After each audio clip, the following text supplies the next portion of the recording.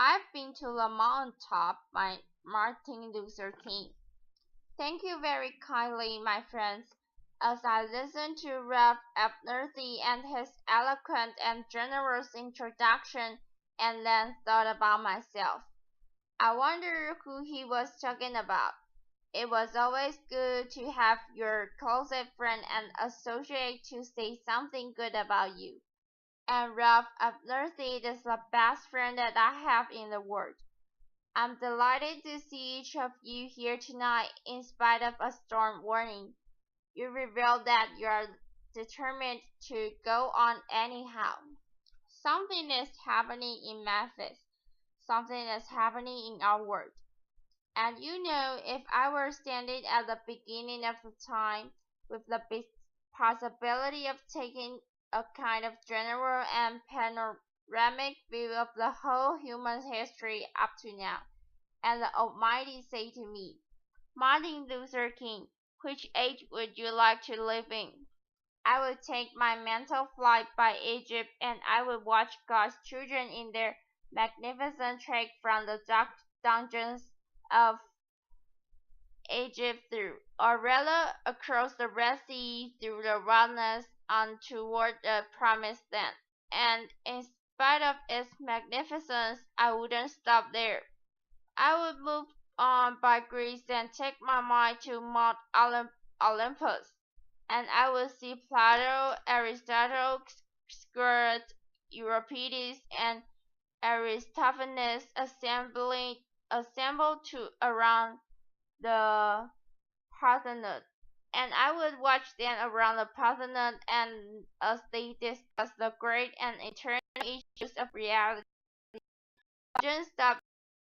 I would go on even to the great heyday of the Roman Empire, and I wouldn't see developments around there through various emperors and leaders. But I wouldn't stop there. I would even come up to the date of the Renaissance and get a quick picture of all that the Renaissance did for the cultural and aesthetic life of man. But I wouldn't stop there. I would even go by the way that the man for whom I named had his habitat, and I would watch Martin Luther as he take 5 theses at the Church of Edinburgh. But I wouldn't stop there. I would come on up even to 1863 and watch a vacillating president by the name of Abraham Lincoln finally to the conclusion that to sign the Emancipation Proclamation. But I wouldn't stop there. I would even come up to the early 30s and see a man grappling with the problems of the bankruptcy of his nation, and come with an eloquent cry that we have nothing to fear but fear itself. But I wouldn't stop there.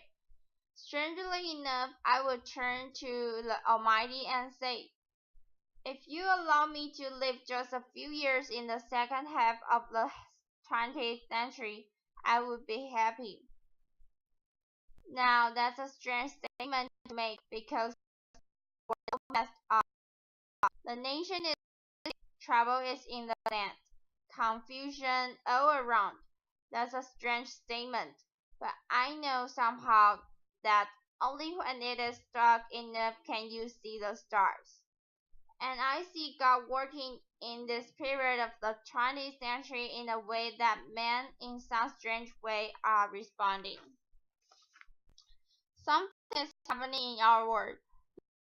The people are, and wherever they are assembled today, whether they are in Johannesburg, South Africa, Nairobi, Kenya, Accra, Ghana, New York City, Atlanta, Georgia, Jackson, Mississippi, or Memphis, Tennessee, the cry is always the same. We want to be free.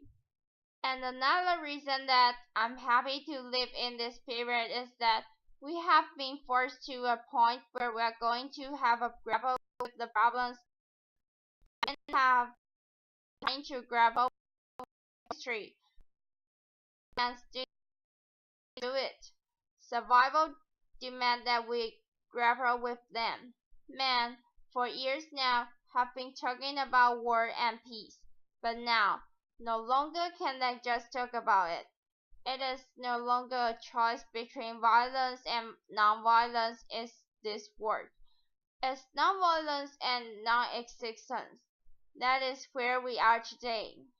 And also in the human rights revolution, if something isn't done, and done in a hurry to bring the colored peoples of the world out of their long years of poverty, their long years of hurt and neglect, that the whole world is doomed. Now, I'm just happy that God has allowed me to live in this period to see what is unfolding.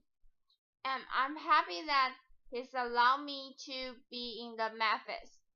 I can remember when Negroes were just going around the rough has said, so often scratching where they didn't itch, and they were not. But that day is all over.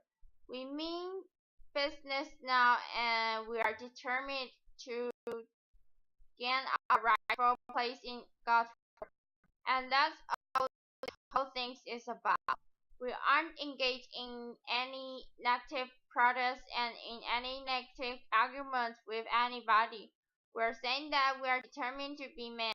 We're determined to be people. We're saying we're God's children, and that we are God's children. We don't have to live like we're forced to live. Now, what does all of this mean in this great period of history? It means that we have got to stay together. We've got to stay together and maintain unity. You know, whenever Pharaoh prolonged the period of slavery in Egypt, he had a very formula for doing it. How was that? He kept the slaves fighting among themselves, but whenever the slaves got together, something happened in Pharaoh's court, and he cannot hold the slaves in slavery. When the slaves get together, that's the beginning of getting out of slavery. Maintain. Secondly, let us keep the issues where they are. The issue is injustice. The issue is refusal of Memphis to be fair and honest in its dealing with its public servants who happen to be sanitation workers. Now we've got to keep attention on that. That's always the problem with a little violence. You know what happened the other day, and the press dealt only with the window breaking. I read the articles that seldom got around to mentioning the fact that 1,300 sanitation workers are on strikes, and that Memphis is not being fair to them. Mayor Liver is in dire need of a doctor. They didn't get around to that. Now we're going to march again, and we've got to march again in order to put the issue where it is supposed to be, and force everybody to see that there are 13 children, the hundreds of God's children here suffering, sometimes going hungry, sometimes through dark and dreary nights wondering how this thing up the nation. We know how it's coming out for when people get caught with that which is right, and they're willing to sacrifice for it.